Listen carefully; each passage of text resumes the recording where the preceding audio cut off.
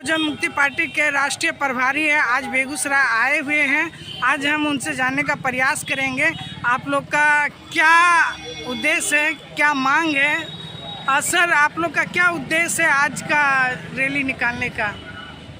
देखिए, ये जो आह्वान किया गया है 14 सूत्रीय मांगों को लेकर के, ये राष्ट्र की मुख्य धारा में लाने के लिए देश के तमाम जो अनुसूचित जाति, जनजाति, अन्य पिछड़ा वर्ग और इनसे जो धर्म परिवर्तित मुसलमान, सिख, ईसाई, बुद्धिस्ट, जैन, लिंगायत जो बहुसंख्याक लोग हैं, आज़ादी के सोकोल्ड तथाकथित आज़ादी के लगभग 75 साल बीत जाने के बाद भी आज भी जो संवैधानिक अधिकार उनको मिलना चाहिए, जो डीएनए के अनुसार विदेशी लोग हैं जिनकी सरकारें चल रही हैं, वो उनको अधिकारों से वंचित करने का काम कर रहे हैं, भारत के संविधान के विरोध में काम कर रहे हैं। ये संविधान द्रोही लोग हैं और जो संविधान द्रोही है वो देशद्रोही लोग हैं। तो इन सबके खिलाफ आदरणीय वामन मेश्राम साहब के आह्वान पर भारत मुक्ति मोर्चा, राष्ट्रीय पिछड़ा वर्ग मोर्चा, राष्ट्रीय परिवर्तन मोर्चा, ऐसे सैकड़ों संगठनों के द्वारा उनके आह्वान पर ये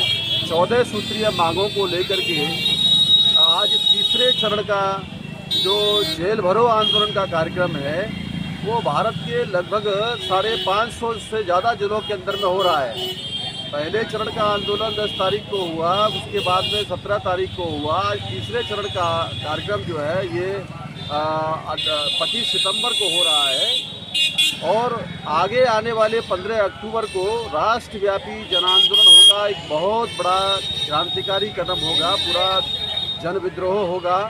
तो ये लगातार श्रृंखलाबद्ध कार्यक्रम के तहत आज का ये जेल भरो का कार्यक्रम, बहुजन मुक्ति पार्टी का इस राष्ट्रव्यापी आंदोलन को हमारा समर्थन है और यहाँ के कार्यकर्ता, यहाँ के पदाधिकारियों के द्वारा जो परिवर्तन की दिशा में इस सरकार जो एक तरीके से कहा जाए तो डीएनए के अनुसार जो विदेशी लोग हैं उनके द्वारा संचालित सरकार है और ये हमारे बहुसंख्याक लोगों के हक अधिकारों पर डाका डाले हुए हैं, उनको अधिकारों से वंचित करने का काम कर रहे हैं। तो आने वाले समय में वो लोग तैयार रहें इस बात के लिए कि ये समाज जो है अभी जागृत हो चुका है और आपकी ईंट सीट बजाने के लिए तैयार है। जी सर, अभी अपने बहुजन समाज को क्या विशेष संदेश देना चाहिएगा? देखिए, हम बहुजन समाज के तमाम जो 6000 से ज़्यादा जातियों के टुकड़ों में शासक जाति के लोगों ने बांटा हुआ है, उनको विचारधारा के आधार पर जो हमारे पुरखों की विचारधारा है, जिसको आज की तारीख में फूले साहू अम्बेडकर वाली विचारधारा कही जाती है, ये फूले साहू अम्बेडकर वाला विचारधारा ही तथागत गौतम बुद्ध की विचारधारा है, जो मानवतावादी विचारधारा है, जो समतावादी विचारधारा है, समाज को एक धागे में एक विचार से पिरोने का काम करती है। और इसके अगेंस्ट में दूसरी तरफ जो विचारधारा है वो ब्राह्मणवादी, मनुवादी विचारधारा है, जो समाज को जातियों में धर्म के नाम पर तोड़ने का और झगड़ा फैलाने का काम करती है, एक दूसरे से नीचा दिखाने का, ऊंचा दिखाने का काम करती है।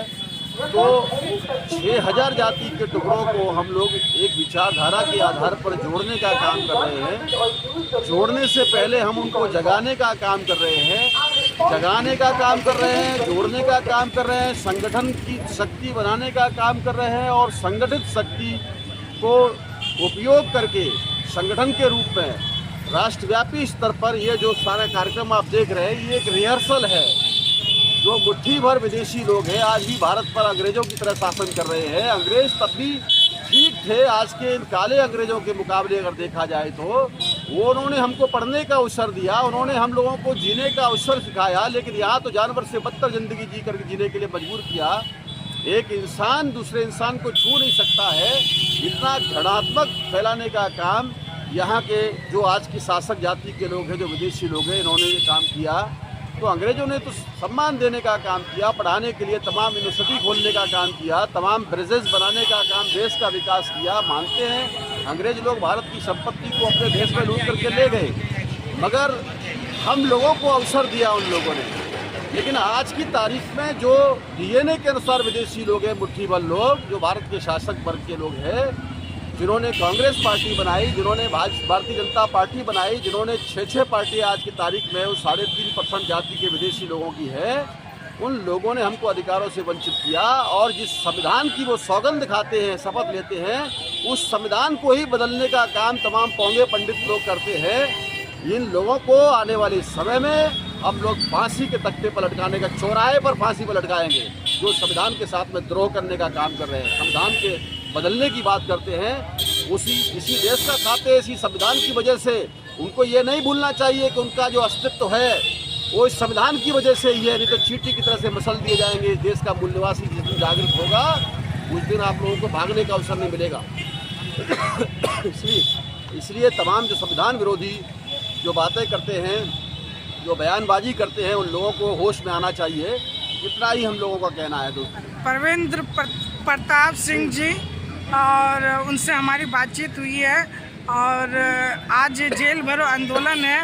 आज आप लोग जेल भरो आंदोलन कहाँ से कहाँ तक जा रहे हैं सर? देखिए, बाबा साहब अम्बेडकर का चौक है, यहाँ से अभी सैकड़ों हजारों की संख्या में यहाँ से काफिले के रूप में अभी एक बड़ा रूप धारण करेगा ये काफिला आने वाले समय में, और आगे चलते जाएंगे और जहाँ कारवा लोगों जुड़ते रहेंगे। और लगातार जो है हम लोग जो है जेल भरो आंदोलन का कार्यक्रम, ये तीसरे चरण का कार्यक्रम है, ये चलता रहेगा। आप लोग देखते रहिए साथ में। ठीक है, बहुत बहुत शुक्रिया बात करने के लिए।